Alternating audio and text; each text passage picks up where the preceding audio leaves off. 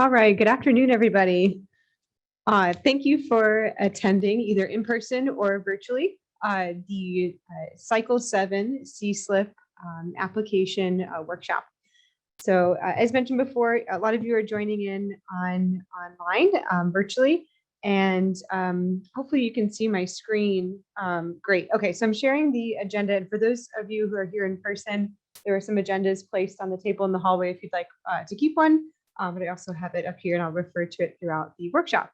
First of all, my name is Carrie McNeil. I am part of the Mobility Initiatives team at the Broward MPO, and I manage the CSLIP program at the MPO. That's a Complete Streets and other localized initiatives program. And so this program opens up on an annual cycle. There's an opportunity every year for you to submit a project. And at the start of that application cycle, we host a workshop and we go over the application process. So a lot of local agencies met with us recently this month, August of 2022, for pre-application meetings. And just a quick reminder that those meetings are required in order to submit an application this year. So in order to submit an application in this upcoming cycle that will open tomorrow and will be open until October 6th, your agency would have had to come in and meet with myself and the rest of the CSLIP team for a pre-application meeting to be eligible. So let's start first with an overview of the CSLIP program. This is just a few slides reminding everybody, whether it's your first time applying or your fifth time, just a quick reminder of the purpose of the CSLIP program and just some basics of the process. So again, Complete Streets and Other Localized Initiatives program, that's what CSLIP stands for. And it's a competitive grant program. It provides funding for small local transportation projects, which improve the safety and mobility for all transportation users in Broward County. The process for CSLIP is first we have the application development. So hopefully that's what the stage that everybody's in right now who's looking to apply for Cycle 7. And then application submission, again, that's open on an annual basis. The CSLIP policies state that we will have the portal open for a minimum of 6 weeks for you all to apply. And then after we receive those applications, we will perform an evaluation and ranking of the projects. And then the projects will be vetted both by MPO staff, and we do like our initial completeness check, and then they're vetted through FDOT as well. And then programming is next.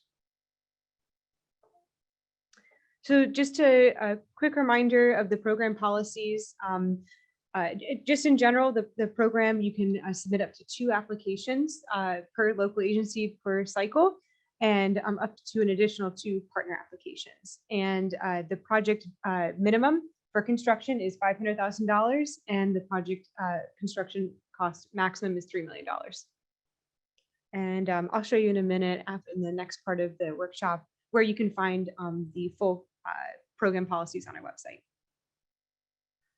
So after we receive all the applications, after that window closes, we'll perform a completeness review, make sure that, double check that the project is eligible for the program, that it's a complete application, and then we'll perform a ranking of those projects. The ranking is it's based on geographic information. So it's using a GIS, and we digitize the projects that are submitted.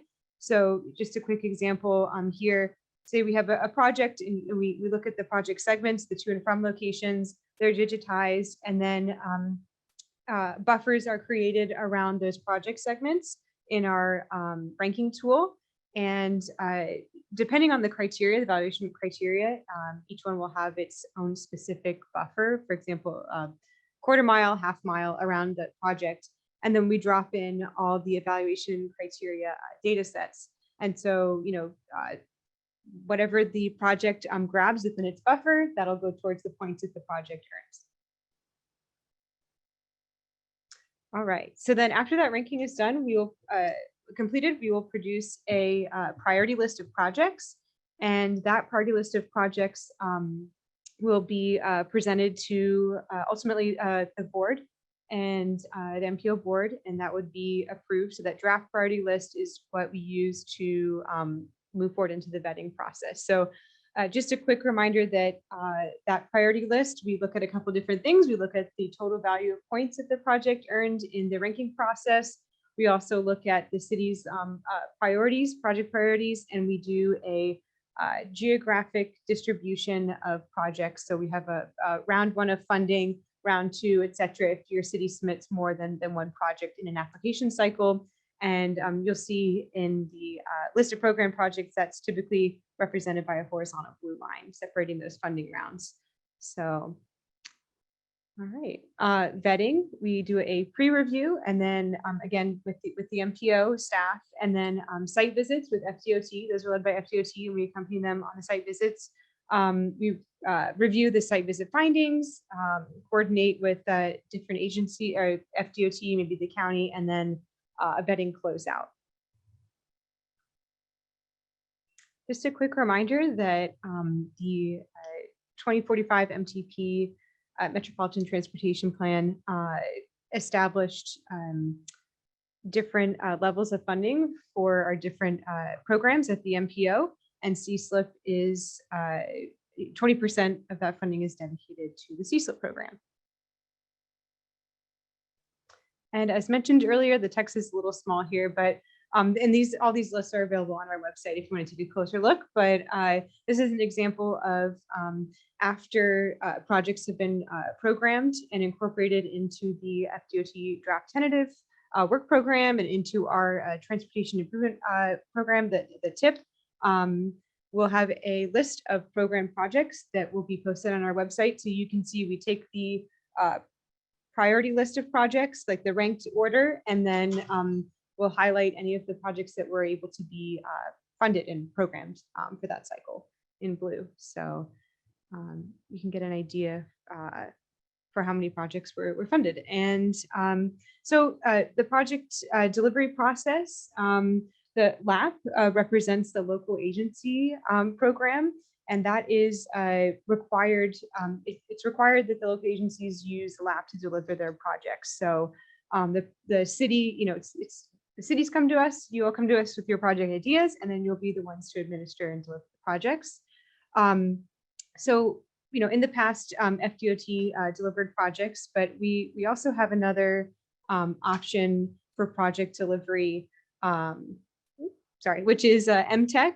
MTEC is a independent organization of cities to assist in project delivery of off-state system lab projects. So if you have questions about that, we can address them in our Q&A session today.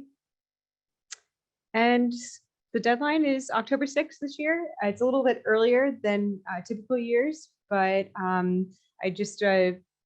we had our pre-application meetings a little bit earlier this year as well in order to prepare for this deadline. So October 6th, 5 p.m., that's a Thursday, 5 p.m. And again, this will be an online application. So the last chance to submit is 5 p.m.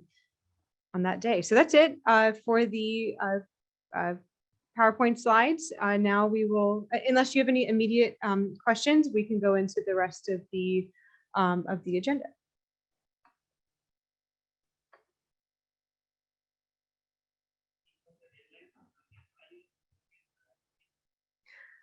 Sorry, could you use your microphone? Thank you. Sorry. Now, when you are going to open it, when we can start submitting the application? Great question. Tomorrow morning at 8 a.m.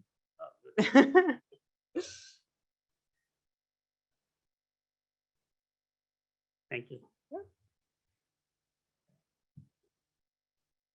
All right, so the next item on the agenda is overview of resources available on the CSLIP website. This will be really brief because we did go over this in our pre-application meetings earlier this month. So I'm just going to direct everybody at home or watching online or here in person. When you go to the MPO's website and you're working on preparing your application, you can go to the What We Do section at the top. And Karen, can you see my screen? Karen, sorry, can I ask sorry.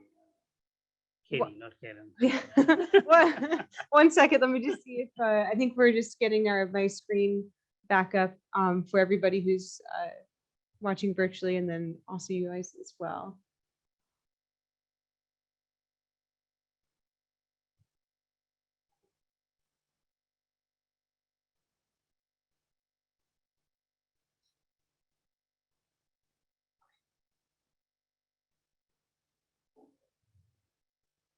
Go ahead. While we wait, Is there any file size limit for the attachment? a size part limit for for the attachment, if the file is bigger than 10 megabytes or 15 megabytes. yes, is the I maximum? will definitely go over that, and you are right on the money. It's 10 megabytes. 10 megabytes? Yes. But we do If have. my plan is more than 10 megabytes, then I have to split it. Then no, what you would have to do is just reach out to me if you know that one of your files is larger than 10 megabytes. Basically, that just means it can't be uploaded through the online application portal, and I'll have to send you a separate link so that you can send me a larger file. Yeah. Thank you. Sure.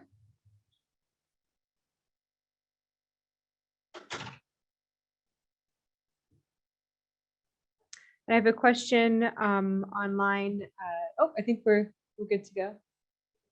Okay. I'm going to keep moving through with the agenda, but I will get back to that Q&A question in the chat afterwards. We'll definitely come back to that. Okay, so on the What We Do page, go to funding programs. And then on the left-hand side in this menu, you will see Complete Streets and Localized Initiatives Program. Go ahead and click there.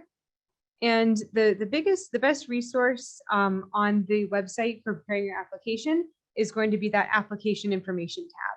So that's where we have a copy of the program policies, a copy of the application questions, a copy, and we would recommend downloading. This is a Word document, so you can download the copy of the questions and start filling out the answers on your own, and have that file saved so that when you go in to fill out the electronic version, you can just copy paste.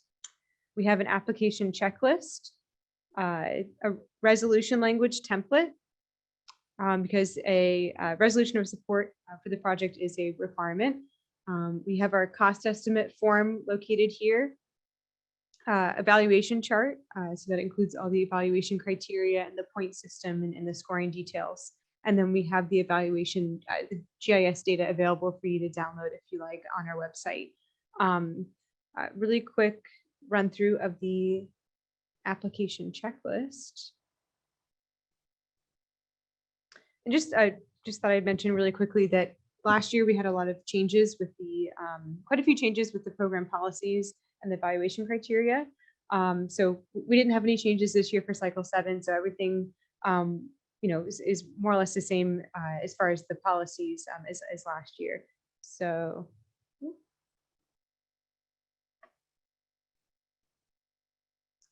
Not sure why I can't see that. There we go. Okay, so first on the list is a project location map. That is a requirement, a required document. Then existing and proposed physical sections for the project are required. A detailed scope for the proposed project that includes specific improvements and specific elements. A map denoting the right-of-way for the project, meaning a right-of-way map, a plat, or a survey is accepted. We are trying to move away from accepting just screenshots from BCPA, from the Broward County Property Appraisers website, because sometimes they tend to be a little inaccurate or out of date. So, all right, resolution from the applicant's governing board approving the specific project. And then the ones under that, there's 3 line items here, 3 rows that talk about a resolution. The easiest is if it's a project where a city is applying, for example, and it's a city-owned facility, you would submit one resolution, and that resolution would include the approval approval from the governing board, and also if you're the facility owner, and then committing to fund the project's operation and maintenance. But if it's a city or a local agency applying where the roadway, for example, is owned by the county, or another owner, you would need to submit more than one resolution. Okay, we asked for public support. So we asked for you all to submit proof of what public outreach you conducted. Is there support for the project? This could come in the form of letters of support, letter of support from an HOA president, meeting minutes, signed petitions, or whatever you guys want to submit that shows that you did your outreach and that potentially impacted property owners have been notified of the project scope. And that the city is applying for the grant. Completed FDOT cost estimate form, and we'll go into that later in the agenda of how to fill out that cost estimate form. A FDOT Transportation Alternative Set Aside Program funding application that is new to this list of required documents. We had the applicants fill this out last year, but it was after the projects were ranked. So this year we are asking you all to fill it out from the beginning. So we added it to this list and we will ask for it to be uploaded in the CSLIP online application. And then the rest of the, and that's if you're a local agency, a municipality, that is a required document. Let's see. Then the rest are if applicable. So if any of these apply to you, we'd like to see those extra documents. Yes. You mentioned proof that people on the street have been notified. Do you have examples of what would be considered proof? Sure. So that's a great question. So proof that the property owners along a corridor have been notified, that could be a copy of the flyer or the notice that was sent out and a copy of the mailing list of the people who received it. Yep. All right, so I am going to move to the next part of the agenda, which is completing the LAP cost estimate form and the TA funding application. So I'm going to switch now to a clip here of my colleague, Benjamin Restrepo, and hopefully you all can hear this sound. I will look to my left to make sure that this is good to go. Okay.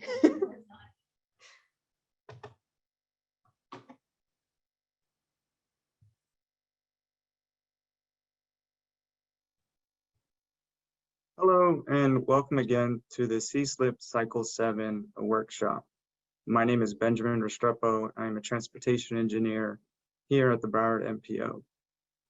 What I'm going to do during this workshop is guide you or walk you through the cost estimate sheet that you'll need to fill out for your proposed application, and also show you where you can find the FDOT historical costs for each pay item, and then also how to look up each pay item that you're going to use and fill out this cost estimate sheet.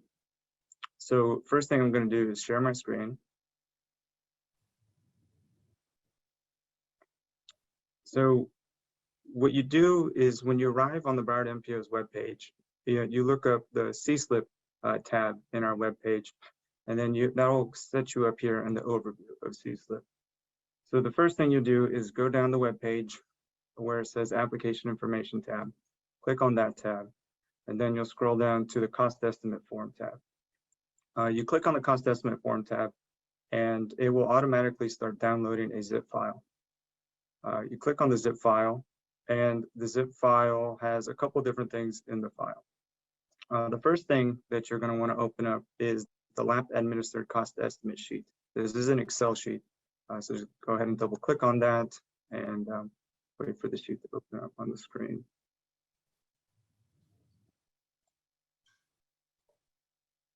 Okay, try that one more time.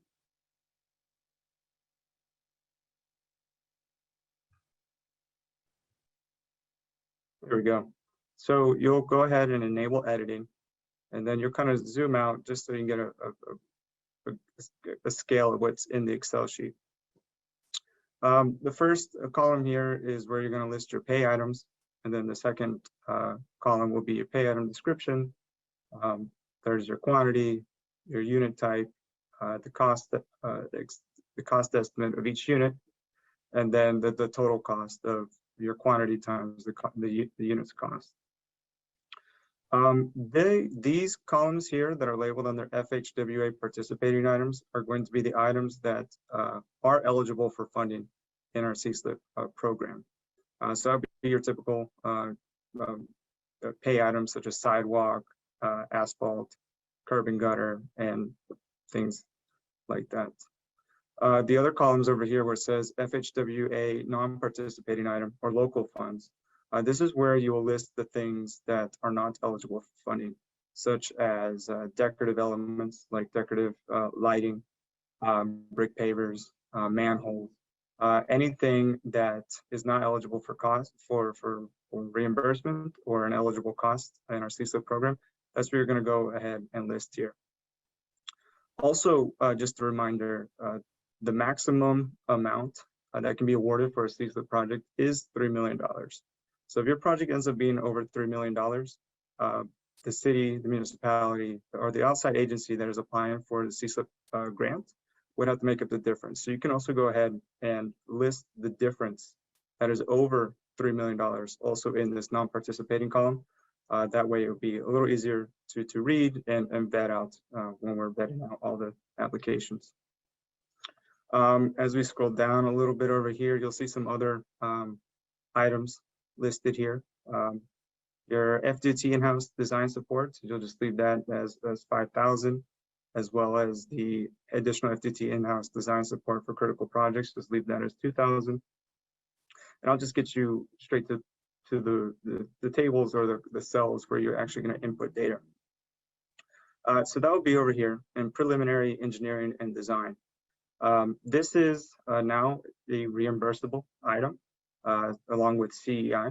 So what you'll go over here in the participating items column, you'll go ahead and put your percentage of your total cost, whether it's anywhere between 10 to 30%, depends on the total construction cost of your project. And then that will have a total here, and then it will eventually get added down here at the bottom for the subtotal of FHWA participating items. Same thing goes for CEI, construction engineering inspection activity, CEI. That is also reimbursable. So you just make that a percentage of your project, have it listed here, and that will be added to your subtotal. Things that are not participating items, such as contingency. Your contingency, as you can see here, contingency is not FHWA participating item.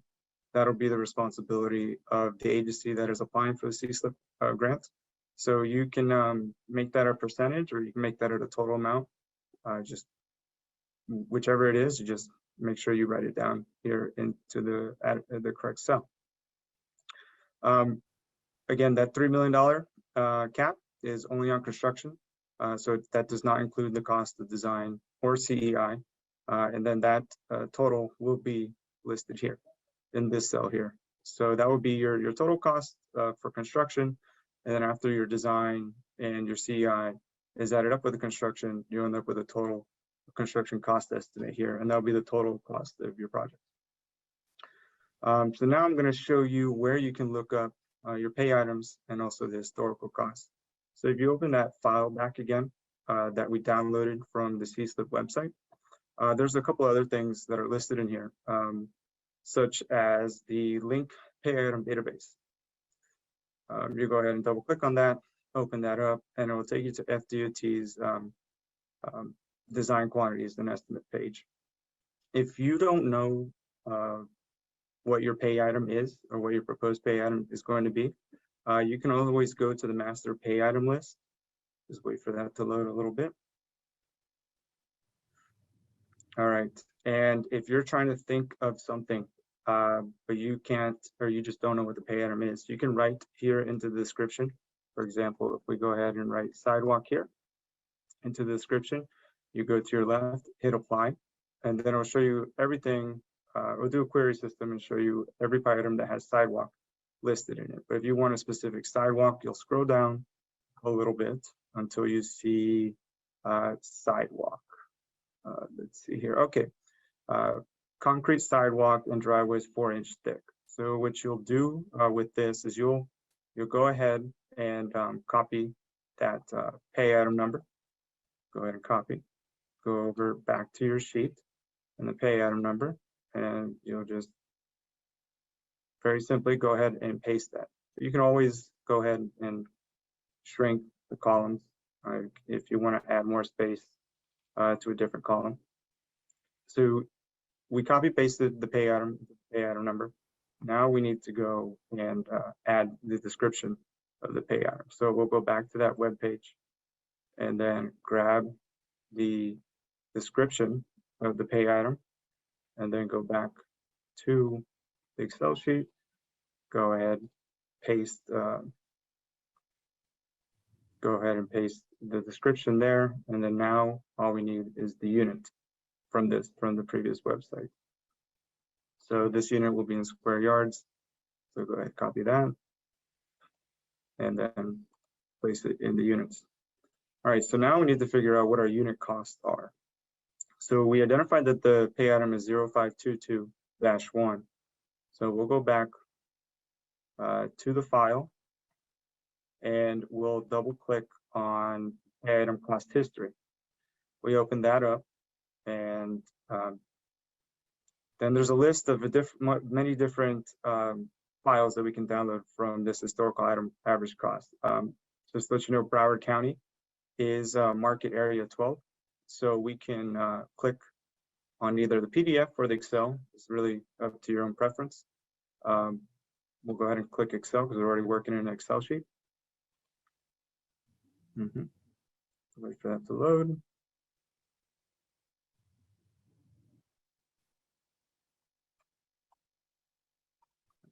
All right, that didn't work. So if one doesn't work, you just go to the next one. You just go to the PDF.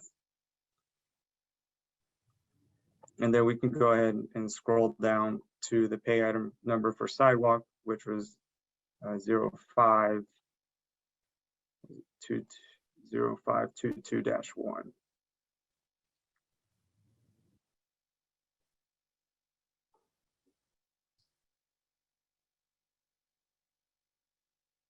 So here we are, 0522-1, the weighted average for the sidewalk. Well, let's confirm that the description is the same description as before. Concrete sidewalk and driveways 4-inch thick. Yep, that's the same description we had before. The unit cost was $41.46. We'll just copy that and then put that in engineer's unit cost. And then after you have your pay item, your description, your unit, and your unit cost, you just input a quantity, say 100. And then this column right here already has a formula in, so it'll automatically come up with the subtotal cost for that pay item. Yeah, so as you're filling out your sheet, you'll refer back to this webpage and then also the DQE webpage. And from that, you'll just start pulling your descriptions, your pay items, and start entering them into the cost estimate sheet here. Just a reminder, the cost estimate sheet does need to be signed and sealed by a professional engineer. The engineer will place their name here, their signature, their PE number, and then next to their name or here to the side, they can seal it. And then you would add that to your application and submit it to us. Another important thing is once you're done with your filling out your cost estimate sheet, you will go back to this file. This is the same zip file that was downloaded from the web page that we downloaded at the beginning. And then you'll open up this FDOT TA set aside application.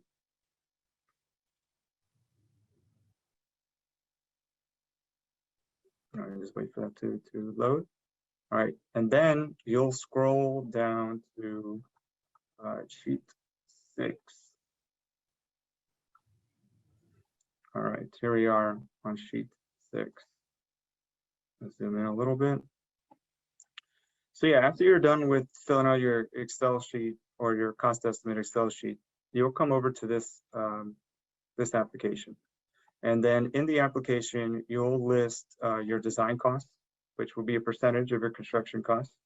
And it should reflect the same number that's in your cost estimate sheet. You'll also write in your construction costs. Your construction costs are only going to be the costs that are needed for construction. It's not including design and CEI. And then below construction, you'll list your CEI costs. Again, this is just CEI, not design or construction costs. And then in your other costs here, you can write in your contingency amount. And then when you, for example, if you write in contingency, contingency is not an eligible item for our CSLIP program, so that will go under local funds.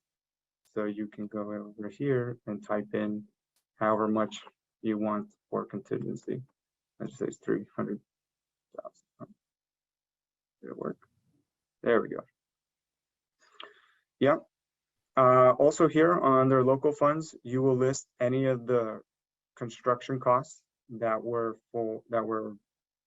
needed for your decorative elements, such as decorative lighting or brick pavers, whether you're gonna use brick pavers in the sidewalk or you're gonna use brick pavers on your on-street parking stalls, or whatever amount is over the $3 million construction cost that we're going to give you. Whatever's over the $3 million that you were awarded, you would also list here in local funds. And that's the presentation. If you have any other questions, you can feel free to reach out to myself or Carrie, and we're here to answer any questions. Thank you very much.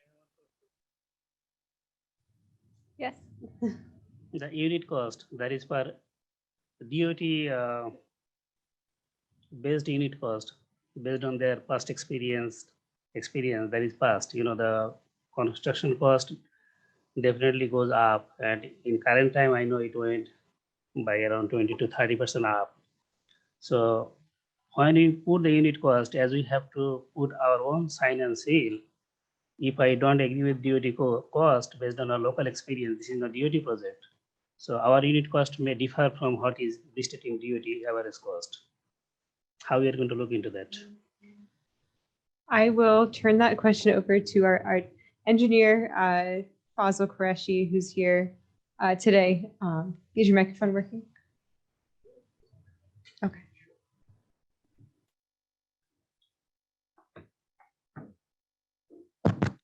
Yeah, so for the unit costs, that DOT source, the DOT resource is there if the city doesn't have their own unit costs available to them or readily available. You don't have to use the FDOT unit costs. The only items you do have to use on the FDOT database is the pay items and the description for the pay items. The cost is up to the local municipality on whatever they feel is fit for the item. Thank you. It does make sense.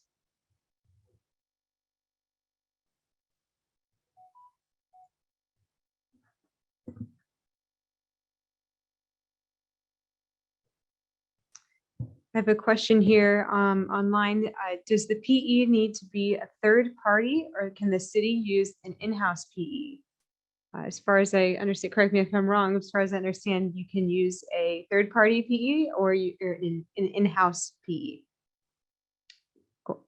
All right. And Rebecca, is there anybody who has their hand raised? I can't really see from my screen, but just wanted to see if there are any hands raised virtually right now. Yes, and I can go. Yeah, I can go ahead and answer that now. So what prompted the move up in the time frame? So the move in the time frame for the deadline for the CSLIP applications this year is that we'd like to have a priority list of projects approved by the board before we have the CSLIP team has an internal deadline to the planning and programming team to give them the list of priority projects. So shifting that, shifting the deadline allows us to get that list of projects approved on the December board meeting agenda, which is prior to that internal deadline that I have / we have. Yep, but again, like I said before, we kind of shifted everything up. So the pre-application meetings were earlier this year than they were last year, and you all still have 6 weeks to submit it, where that application window is open for submittal. Okay, well, I'm going to go into the pretty much the last part of the workshop, but it's hopefully will be useful to you all. This is the part where we go through the online application. So I've got a, yes, Chime in on what the Andy's comment. absolutely. I shared with you all, but just for the order of everybody, it was extremely difficult with the earlier timeline, with summer breaks of everybody, with our commission focusing on budgets, with election season extra this year. Meeting that timeline was extremely difficult. Thank you. Yeah, thank you. We'll definitely take that feedback into consideration when planning, for the next cycle. And this is the first year that we bumped it up. So we wanted to see how it went. And if we can, we can definitely talk further about it. And if anybody has, questions about meeting that deadline or certain elements of your project, certain required documents, please reach out and we'll see what we can do to work on that. All right, so, okay, tomorrow at 8 a.m., this application window will open. So there will be 2 different ways you can get to the portal. There will be a button in this menu here on the left that will appear called a CSLIP application. And if you click on that, it'll take you to a new page and there'll just be a large blue button that says submit an application. Also on this page, the application information page, there's a hyperlink here already that doesn't lead anywhere now, but tomorrow it should be active, where it says applications can be submitted by going to the CSLIP application page and clicking the submit an application button. So it'll take you to a screen like this one. So there's a few instructions that we want you to read before you get started. Starts with an red asterisk are required and you have to answer them before you can move on to the next page. We also have character limits indicated where there are character limits on open responses so that you're aware of that. I would recommend, again, downloading that Word document and filling out your responses on that so that if you're typing something online and you lose it, you don't lose all the information you've got on your Word document. You can copy paste over. The application works best on Google Chrome and Mozilla Firefox, but it can be completed on most modern internet browsers, but do not use Microsoft's Internet Explorer. All right, so in order to move forward, you definitely, like I mentioned earlier at the beginning of the workshop, staff had to have met with the MPO staff for a pre-application meeting. So if you were to click no, for instance, it gives you like a red notice. You cannot move forward because a pre-application meeting is required. So go ahead and click yes.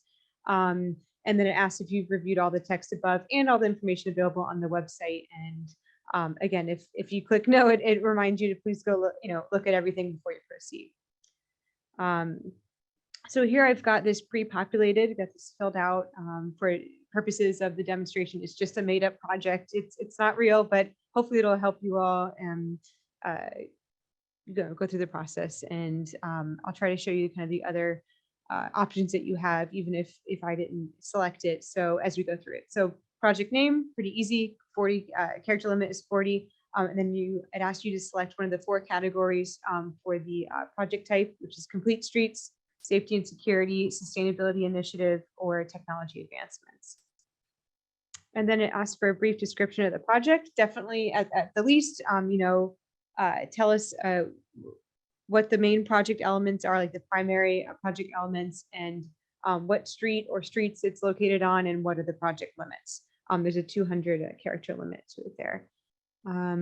This here, I just selected other, but if you do the drop down, click on the drop down arrow, there is a pretty extensive list of all the eligible, pretty much all the eligible recipients of this grant. And then there is an other category to cover any that it may not list. Will your agency be submitting multiple applications this cycle? I selected no, but if you select yes, another question pops up, an additional question that says, will there be a prioritization of these applications? And so that's, basically if the city or the local agency is submitting 2 applications for the cycle and the city has a preference, a priority on which one is more important to them and more value to the community, that can be indicated, but it has to be done by a resolution. So if you do have multiple applications and you don't have a priority, you just want to see how they rank, and your highest ranking one could potentially move forward, then you would say, nope, there's no prioritization of these applications. And then is this a joint application? That means, are you submitting with another city, like maybe the road crosses between the city borders, and you are submitting together. If it's a joint application and you select yes, it asks you to list the partner agency. We always ask for a lead agency if there's more than one applicant, if it's a joint application. So that lead agency would be the one submitting this application, filling it out, and then you would just list the partner agency or agencies, and they would not have to submit an additional application. Of course, include your name and your contact information, email address. Your work email is preferable, and then it asks if you're going to be the main contact moving forward. Typically it's a yes, but sometimes we have somebody else filling out the application on behalf of the main point of contact. So if you're not the main point of contact, you would include the main point of contact's name and email address moving forward so that we know who to reach out to regarding the application and the status. Just a reminder here that all CSLIP projects must be delivered via the LAP local agency program. And it says, is your agency aware of this? If you click no, there's a big red message that says projects must be delivered via LAP. And then there's a question just for us to gauge at the MPO to gauge the interest in MTech. It says, is your agency interested in having MTech manage the project if awarded? And you can click yes or no. Facility name, so you'd enter in the name of the street. If you run out of room here and there is more than one street in your application, you can definitely give us the details of those additional locations. For example, here below, you can give us the project limits and you can list out several different streets. You can also, we're going to ask you to upload a project location map and project scope, so you can always include that additional information there. So project limits. And then this map here, this is just for an example, this is not an interactive map. It's just to show you what all the different icons do, what their functions are on the map below. So here's a key here of description. It tells you what, for example, we're going to be using this B to draw the line in the map below. I'll show you in just a second. But this is where we ask you to digitize a line segment. So this map here below is where you would digitize your project. If it is a multi-segment project, that's okay. Just draw one of the line segments. And if there are additional, just include them in the project limits up above where we ask for detailed project limits, and also include it in your project location map that you submit as part of your application. So for example, if you want to edit this line, you can, I drew this before this meeting, but you can zoom in and out on the map. You can change the map, like the base layer, the base map, to different, different views, like streets or aerial or topography, whatever you want to do, whatever makes it easier for you to see the streets and the names. So you can edit the line, you can delete the line. So right here, there are several different points. You can take the line and drag it around. You can just delete the line in general and start over again. So you can this is really pretty flexible. It allows you to kind of go around corners and turn corners, but again, it doesn't allow you to draw multiple segments, and you do double click when you're done. So double click the lines in the system, and then you can move on to the next page. So this page asks for the eligibility verification criteria, the facility type, indicate if it's a road, a greenway, or something else. Does your agency own the facility for the full extent of this project? Easy answer is yes, but if let's go ahead and click no so that you can see where you have an opportunity to select the other owner or owners of the roadway. Is the project able to be constructed within the constraints of the right-of-way? The answer should be yes, because CSLIP does not fund acquisition of right-of-way as part of the program. So, and is the applicant's agency prepared to fund the operations and maintenance associated with the project? And a resolution is required from the agency committing to the O&M, and that's something that you have to provide in the document upload section.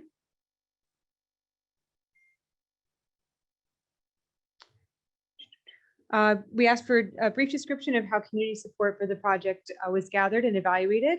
And this is something that we also ask to, for a document upload as well. But here we just ask if you provide a brief description of what was done to reach out to the community and, just maybe a brief description of the meetings held, things like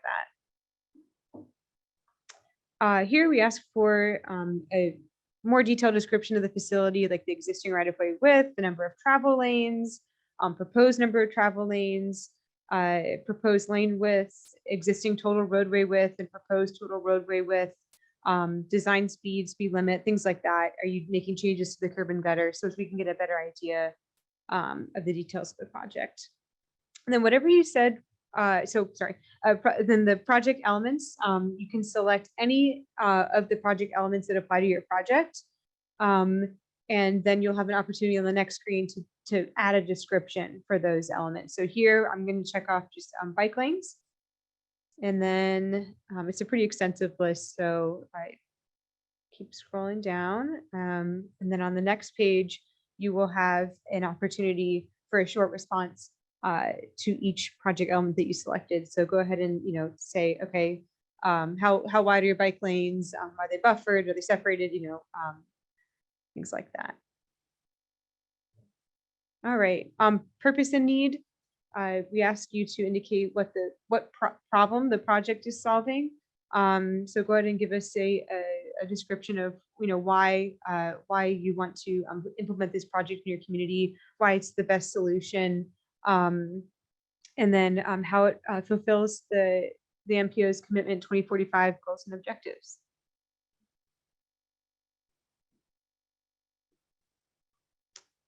Project cost, you can just pull these numbers from your cost estimate sheet. We ask for the estimated total construction cost, estimated funds for construction, and the estimated operation and maintenance costs. All right, last part of the online application is the document upload. In this section, as we spoke earlier, the size limit is 10 megabytes, and we ask it will only allow you to upload one document per question. So for example, here in project location map, select the file, you upload one file. So say you have, if you have like multiple sheets or multiple documents to upload, I would recommend that you combine them into one. So maybe make a combined PDF for example, the existing and proposed typical sections. Say you have 4 sheets, I would recommend combining them and uploading. And if that file exceeds the 10 megabytes, then you would want to reach out to me. So it'll say here, reach out to the CSLIP manager, send me an email, let me know if the file is too large, and I'll send you a separate upload link. And make sure to do that at a minimum 48 hours prior to the deadline so that we have time to get you set up with that link. You can upload, still make the deadline, and be good to go. But I'll go ahead and show you. There's a couple other things here you might want to read about, like make sure to keep your file names on the shorter side so that an error doesn't occur, things like that. And when you click select file, you just select the image or the document from your folder and do not drag a file into the window. It's not, I guess it doesn't support drag and drop. So you don't, and basically what happens, it says, it could cause a new web page to open and your application being cleared. So just remember, select the files here. We'll go ahead and do one together. Select the file. It'll come up.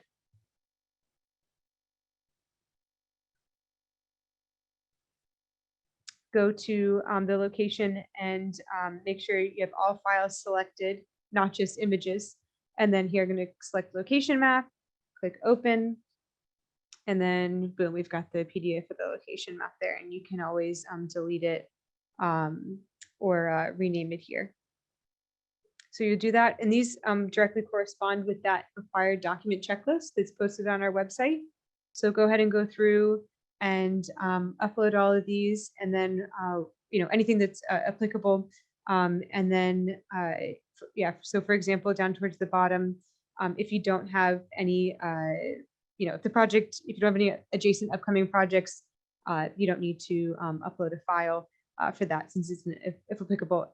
Any ones that are applicable are required with the red asterisk. it'll let you know if you try to move on to the next page to say, hey, you know, in red, this is a required question. You forgot to fill this out. Go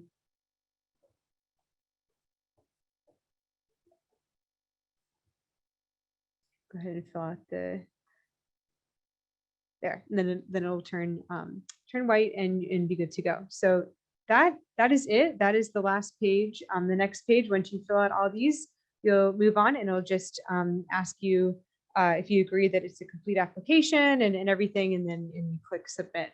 So that is the end of my demonstration of the application. And I know I can see we've got a few questions here in the Q&A. I know that our TAC meeting is starting momentarily. So I might have to respond to these questions on my own time after this meeting, because I know that we have to get this started. But Rebecca, is there a way to save these questions so that I can? Okay, great. So I'm going to make sure to address these questions, and we'll go ahead and make sure that they're saved. And thank you everyone for attending. My email, I can enter it into the chat. You can also find my contact information on the website as well. Thank you so much for your time today.